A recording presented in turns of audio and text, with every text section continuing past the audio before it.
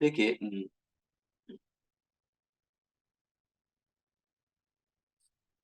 भक्तों के लिए भी, भक्ति में भी इस प्रकार की प्लानिंग, ऑर्गेनाइजेशन, शेड्यूलिंग बहुत महत्वपूर्ण है।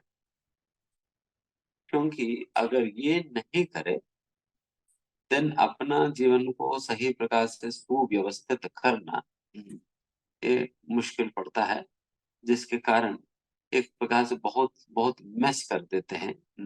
अपनी पर्सनल लाइफ को लेकर, अपनी वर्क लाइफ को लेकर, और अपनी साधना को लेकर, एंड प्रचार इत्यादि सब कुछ ही मैस कर देते हैं।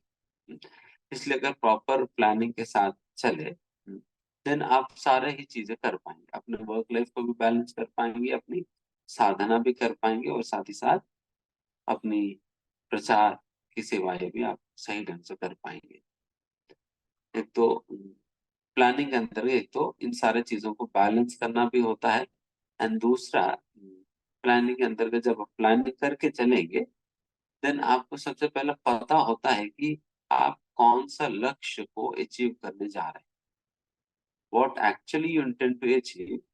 देन फिर उस प्रकार से आप अपने आप को आप एनालाइज कर सकते हो साल के अंत में, मैं कहाँ तक पहुंचा हूँ, क्या नहीं कर पाया, क्यों नहीं कर पाया, इस प्रकार सोच सकते हो। अगर किसी ने टारगेट ही नहीं रखा, देन फिर वो किस की अगेंस्ट वो अपने आप को कंपेयर करके वो फाइंड आउट करेगा कि वो कहाँ पर खड़े हैं। बस उनको अंदर से लगता रहेगा कि मैं बहुत अच्छा कर दिया, मैं बहुत अच्छा कर दिया, बहुत अच्छा कर दिया, इस साल मेरा बहुत अच्छा गई है। और क्या अच्छा गई है, भगवान ही जाने, क्योंकि भगवान हिसाब रख रहे हैं। हम तो हिसाब नहीं रख रहे, भगवान ही हिसाब रख रहे हैं, तो इसलिए भगवान ही जाने, हम तो जानते नहीं हैं। बहुत विरला ही कोई कह पाएगा कि पिछले साल में हमने कितने घंटे की हियरिंग किया, कि कौन सा सीरीज हमने कंप्लीट किया, कौन सा पुस्तक हमने पढ़ा, और कितना प्रचार किया। कई बार लोगों को लगता है कि मैं पूरे साल भर प्रोजेक्ट में काफी मेहनत किया, काफी मैंने प्रचार किया, बहुत मेहनत किया करके। अगर नंबर्स देखे तो पिछला साल 50 थे और इस बार 60 थे, तो फिर क्या होगा, पूरे साल भर वो 10 ही लोगों को टच करा। उनको लगेगा कि मैंने बहुत मेहनत किया, बट अल्टीमेटली आप कंपेयर करेंगे तो रिजल्ट, देन आपको पता चल जाएगा कि आपकी मेहनत कहाँ गई। देन फिर आप उस हिसाब से अगली साल के लिए आप सोच सकते हो कि ठीक है, तो इतना मैंने मेहनत की, फिर क्या हुआ है। फिर लग रहा था पूरा साल भर ही मैं भाग ही रहा हूँ करके मुझे लग ही रहा है, बट फिर अल्टीमेटली देखा जाए तो कुछ है ही नहीं। तो इसका मतलब हमारी स्ट्रैटेजी में कुछ गड़बड़ है। तो इस प्रकार से व्यक्ति सोच कर अपने आप को, जो महावलोकन कहा जाता है, जैसे भक्तिनाथ ठाकुर कहते हैं ना, सिम्हावलोकन करनी चाहिए। ये सिम्हावलोकन आप तभी कर पाओगे जब आपके पास स्टैटिस्टिक्स रहेगा ना। अगर मान लीजिए स्टैटिस्टिक्स ही तुम्हारे पास नहीं है, देन भक्तिनाथ ठाकुर ने कहा कि हर एकादशी पे सिम्हावलोकन करनी चाहिए। क्या सिम्हावलोकन करेंगे बताइए, कुछ है ही नहीं आपके पास, जिसके आधार पर आप अपने आप को एनालाइज करने के लिए, सोचने के लिए, सिम्हावलोकन करने के लिए आपके पास कुछ डेटा ही नहीं। इसलिए ये डेटा मेंटेन करना अनिवार्य है, एंड वो उसी का रूप है साधना कार्ड। एंड जो व्यक्ति साधना कार्ड नहीं भरते हैं, गारंटी है वो टाइम मैनेज नहीं कर पाएगा,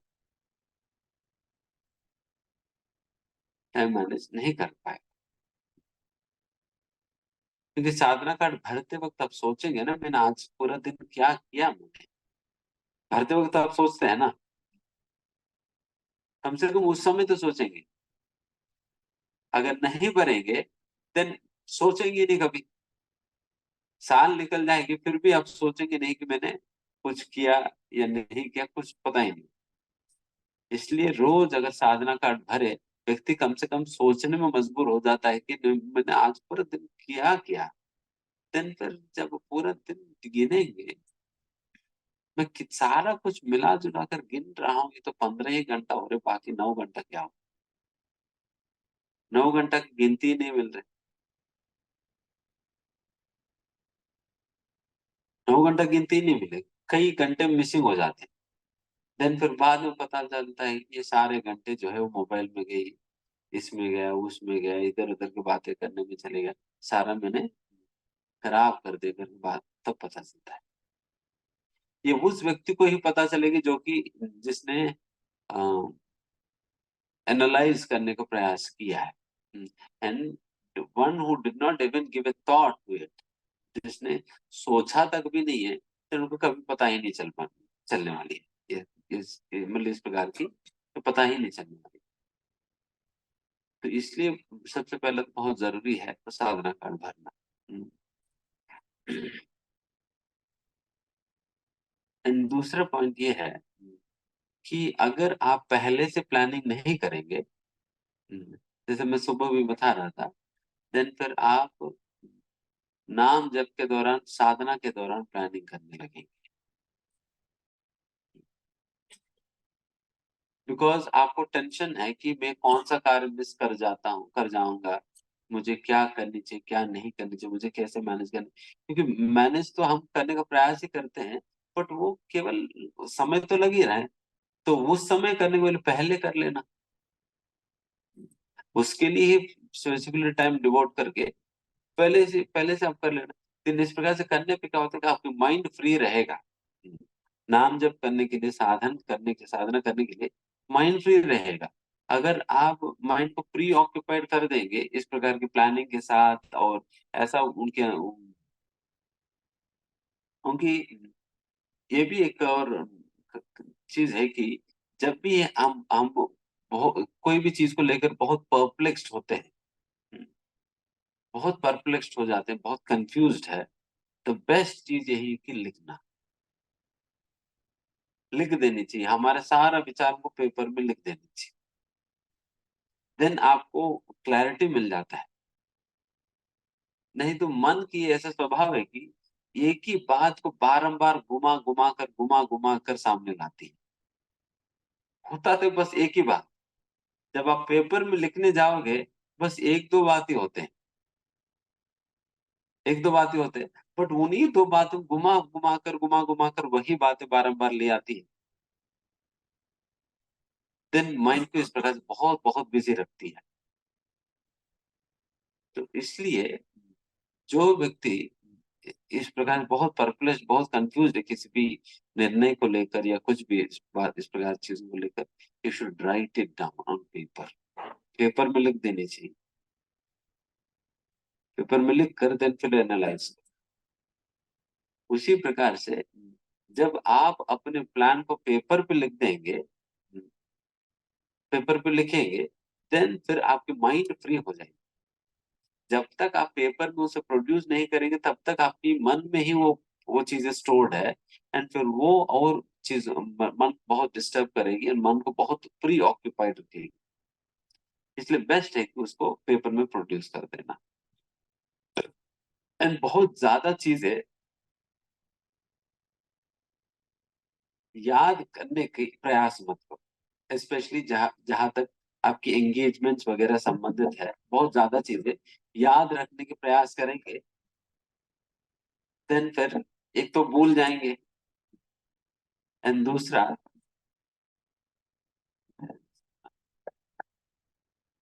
एक तो भूल जाएंगे, एंड दूसरा क्या होगा। ठीक है,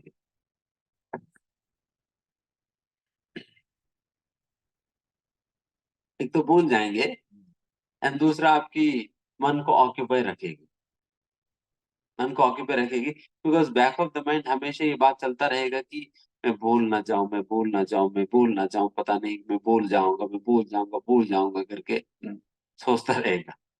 एंड उससे मन, it will be pre occupied with all this kinds of thoughts.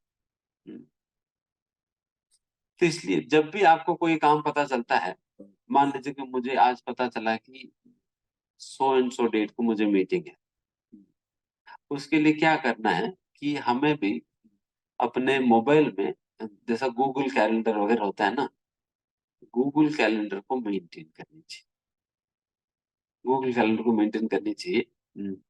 And Google calendar में जैसा आपको पता चला XYZ डेट, मतलब 1 2 3 डेट्स को यात्रा है, हमने नोट कर दिया, नोट कर दिया, पहले से नोट कर दिया। उसी प्रकार से आपको पता चला कि हर फ्राइडे को इस दिन क्लास होता है,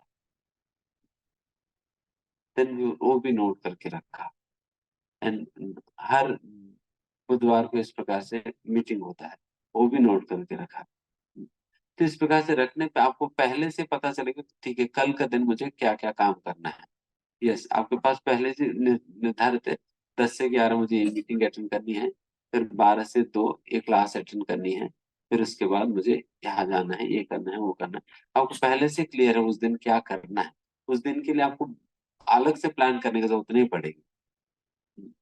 अलग से प्लान करने की जरूरत नहीं पड़ेगी। रादर आप, आपके जो भी काम है, जो भी काम है, ये भी अच्छा होता है कि मैंने ये भी देखा है कि सबसे पहला तो हम अपने रोल्स डिफाइन कर देते हैं। मुझे अपने जीवन में कौन सा रोल मुझे हम्म, निभाना होता है। Yes, as a youth preacher मुझे ये चीजें करना है। एंड एज ए डिसाइपल मुझे ये पर्सनल ग्रोथ के लिए और अपने घर के लिए मुझे ये चीजें काम करनी है। और मुझे बेस्ड सेवा मेरी ये रिस्पॉन्सिबिलिटीज है। आपके पास पूरा लिस्ट होनी चाहिए कि आप आपके क्या क्या रोल्स हैं, क्या क्या रिस्पॉन्सिबिलिटीज है आपकी, हर रोल के अंदर कौन सा रिस्पॉन्सिबिलिटी आपकी। इस प्रकार से होने पे ना आपको क्लियर रहता है कि आपको, मतलब आप कौन हो, क्या करना है। इस प्रकार से आपको बिल्कुल क्लियर रहे।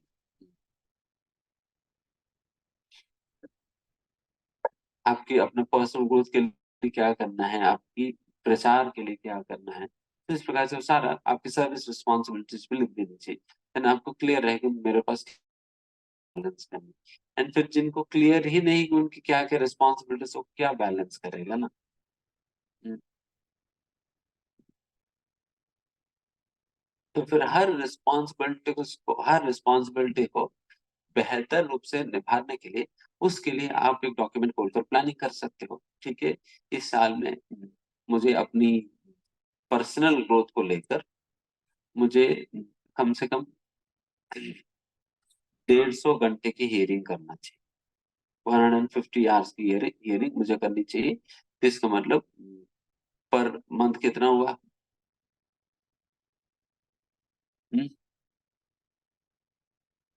पर मंथ कितना हो गया? 15 घंटा हुआ ना, लगभग 12 12 घंटा, मतलब 12 साढ़े 12 घंटा पर मंथ, 12 घंटा करना है।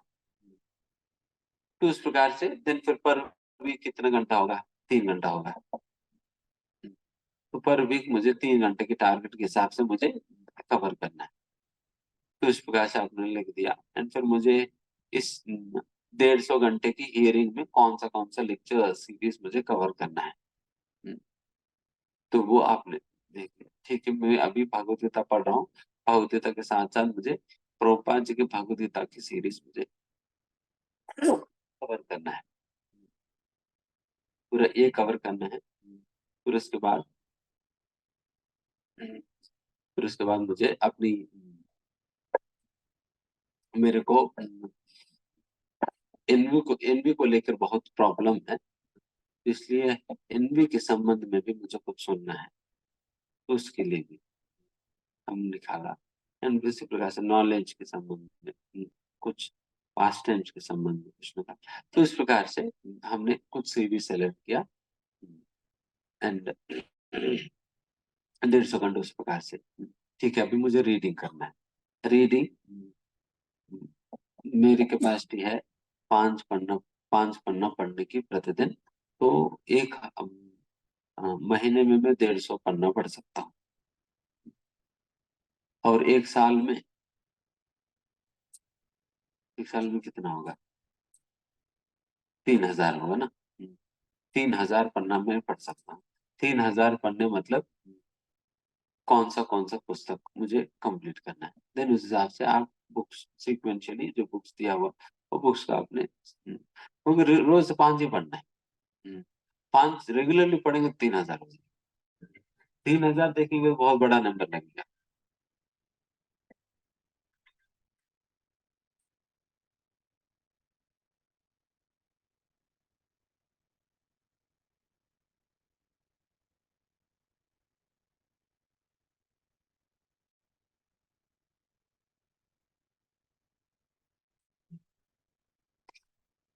तो इस प्रकार से एनालाइज करके व्यक्ति लिख सकता है कि मुझे ये सारे पुस्तकें मुझे कंप्लीट करना है ना। देन फिर वो एंड फिर ये इस टारगेट्स को पूरा करने के लिए उनको वीक वाइज एनालिसिस करना होता है। वीक वाइज एनालिसिस, ठीक है, मैं इस हफ्ते में मुझे टोटल 3 घंटा हियरिंग करना है और इतना घंटा मुझे करना है। ठीक है, एवरीडे नहीं नहीं कर पाए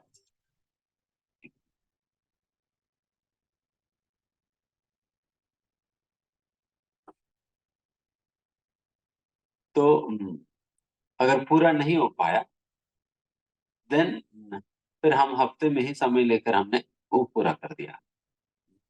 अगर मान लीजिए 1-2 दिन छूट भी गया है तभी सैटरडे संडे को ही हमने एक्स्ट्रा टाइम लेकर उसे पूरा कर दिया, बट हफ्ते के एंड में तो कंप्लीट कर देना चाहिए टारगेट को।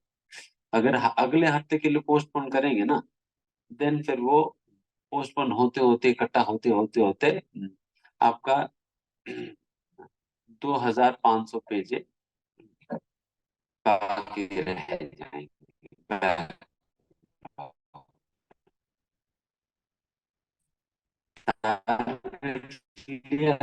3,000 की और 2,500 पेजेस रहेंगे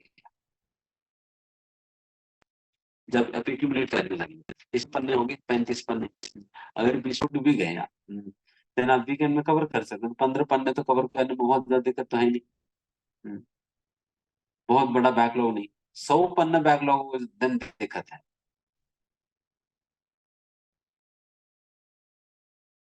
एक्यूमुलेट नहीं करनी चाहिए। हर हफ्ते बैकलॉग्स को क्लियर कर देनी चाहिए। तो ये क्लियर हो रहा है सभी को। तो इस प्रकार से हियरिंग रीडिंग प्लान करनी चाहिए। एंड वैसे ही चैंटिंग है, चैंटिंग आपकी कमजोर है तो चैंटिंग के ऊपर सेमिनार सुनना चाहिए। एंड फिर मुझे साल में इतना कैंप्स तो मुझे अटेंड करना ही है। कुछ कंपलसरी कैंप्स है, मुझे ये कैंप्स अटेंड करना ही है। इस प्रकार से कैंप्स भी अपनी पर्सनल डेवलपमेंट में आ सकता है। एंड उसी प्रकार से प्रीचिंग के लिए भी प्लानिंग करनी चाहिए। प्रीचिंग के लिए प्लानिंग करनी चाहिए। प्रीचिंग में भी रिवर्स इंजीनियरिंग चलता है। ठीक है, हर भक्त को टारगेट दिया हुआ है कि ठीक है आप इस साल के अंत तक आप 5 लोगों को जोड़ो या 10 लोगों को जोड़ो। फिर उस हिसाब से आप रिवर्स इंजीनियरिंग करो। कितने लोगों को मुझे पकड़ जोड़ना है तो फिर कितने लोगों को मुझे डीबीएस में लाना होगा, इतने लोगों को डीबीएस में लाना है तो कितने लोगों को रजिस्टर करना होगा। तो इस प्रकार से आप अपने फैसिलिटेटर के साथ मिलकर आप एनालाइज करेंगे देन आपको क्लियर हो जाएगी। आपको क्या और इतने लोगों को टच करने के लिए मुझे क्या क्या किन किन से मिलना होगा, तो ये सारा एनालिसिस कर सकते हैं।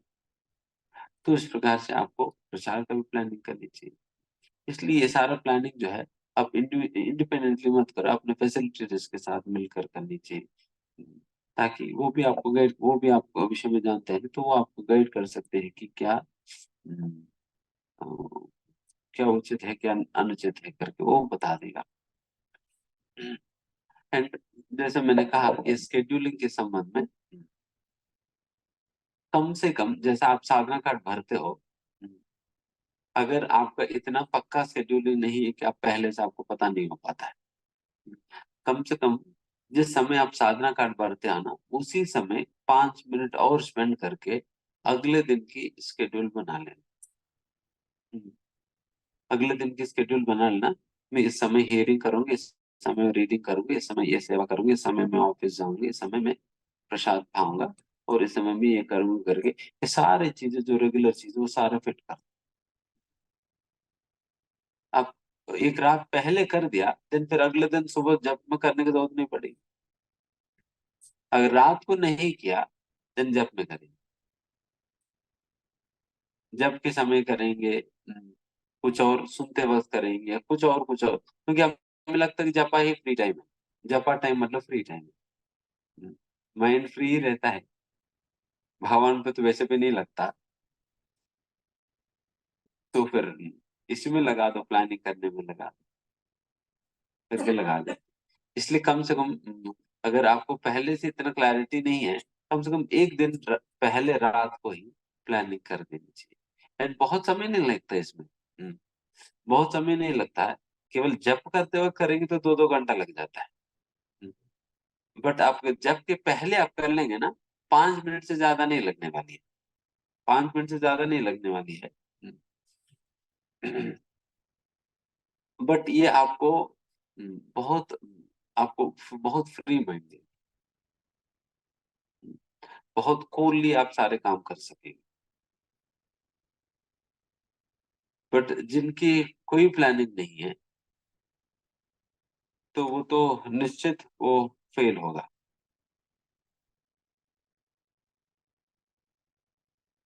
कहते हैं ना, one who fails to plan he plans to fail. जो प्लान करने से प्लान नहीं करता है, तो इसका मतलब वो प्लान कर रहे हैं फेल होने के लिए, तो फेल ही होगा।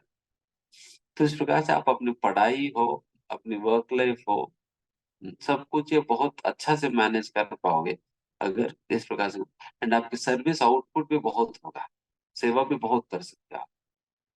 अभी हम बहुत ही अंडर एस्टिमेट करके हम सेवाएं कर रहे हैं, जितना हमारे फुल पोटेंशियल है उतना सेवाएं नहीं कर पा रहे, बिकॉज हम बहुत से गैप छोड़ देते हैं, इधर उधर करके बहुत से गैप छोड़ देते हैं। जब आप स्केड्यूलिंग बनाए तो देन फिर आपको सारा गैप्स फिल हो जाएंगे, सारा गैस फिल हो जाएंगे, तो इसलिए आपकी समय बहुत अच्छा से मैनेज होगा, बहुत अच्छा से आप कर सकते हो। एंड जब प्लानिंग करते वक्त फर्स्ट चीज जो आपको करनी चाहिए, सबसे पहले चैंटिंग को फिट कर देनी चाहिए, फिर उसके बाद हियरिंग रीडिंग को फिट कर देनी चाहिए, फिर उसके बाद बाकी चीजें फिट करने के लिए जाना है।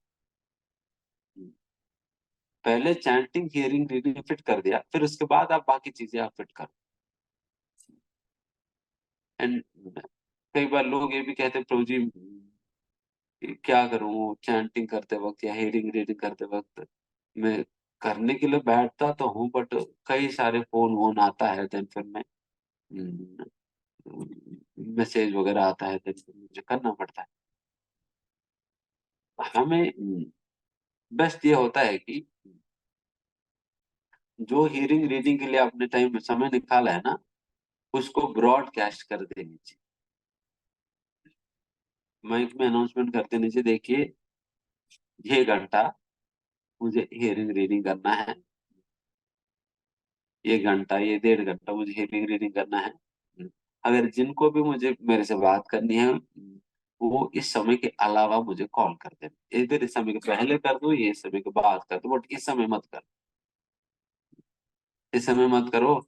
एंड इस प्रकार से करके अपने फोन को साइलेंट पे स्विच ऑफ करके, जो भी करके वो साइड कर देनी चाहिए, अब फिर अपना हियरिंग रीडिंग करनी चाहिए। नहीं तो फिर क्या होगा, आपके पास है एक एक 1.25 1.5 घंटे जो भी है, उस समय भी 5 मिनट पढ़ेंगे, फिर मोबाइल, अभी किसी ने कॉल तो नहीं किया, देखिए, देन फिर दोबारा पढ़ेंगे, दोबारा करेंगे, तो ये चलता रहेगा। देन इफेक्टिवली आपने कितना पढ़ाई किया वो तो आधा घंटे में 10 मिनट रहेगा बस, इफेक्टिव पढ़ाई जो आपने की वो 10 ही मिनट रहेगी, बट लिखेंगे साधना कार्ड में 30 मिनट, तो ये गड़बड़ वाली संख्या है ना, तो इसलिए ऐसा नहीं होता। रादर उस समय हम सब लोगों को पहले से बता देंगे ना, अगर उनकी कॉल का हम उस समय अटेंड नहीं भी कर पाए, देन वो बुरा नहीं मानेंगे, बिकॉज़ उनको पता है कि ये पहले से मुझे बता दिया है कि ये इस प्रकार से है। हुँ, अब घर पे रहते घर पे या किसी जहाँ पर भी हो, जो भी आपको पोटेंशियली डिस्टर्ब करता है या पोटेंशियली जो रेगुलरली कॉल करता है, जो आपसे काम पड़ता है, उन लोगों को पहले से इन्फॉर्म कर दो कि मुझे ये हीयरिंग रीडिंग टाइम है, मुझे उस समय हुँ, ये मत करो। फिर उसके बाद आप मुझे कॉल वॉल कर देना। तो इस प्रकार से पहले से बता देना, देन पे आपके पास ये समय रहेगा। देन फिर बाकी चीज़ें आप उस प्रकार से फिट करो। एंड शाम के समय आप अपनी समय को प्रचार के लिए, प्रीचिंग एक्टिविटीज़ के लिए, सर्विसेज़ के लिए आप फ्री रख सकते हो, जिससे आप सेवाएँ कर सकते हो। एंड फिर जो लोग पढ़ाई करें, फिर अपनी पढ़ाई के लिए समय निकाल सकते हैं।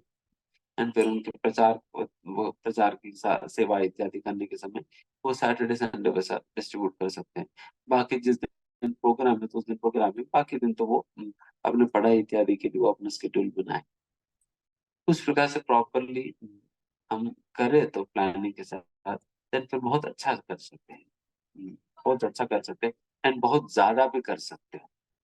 अपना पढ़ाई भी अच्छा कर सकते हो, अपनी जॉब भी अच्छा कर सकते हो और साधना भी, सेवा भी, सब कुछ ही अच्छा कर सकते हो अगर ऐसा करें तो।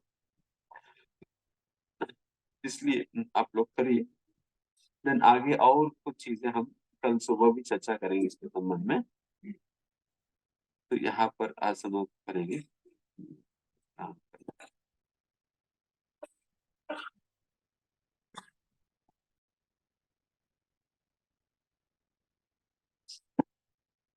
हरे कृष्णा।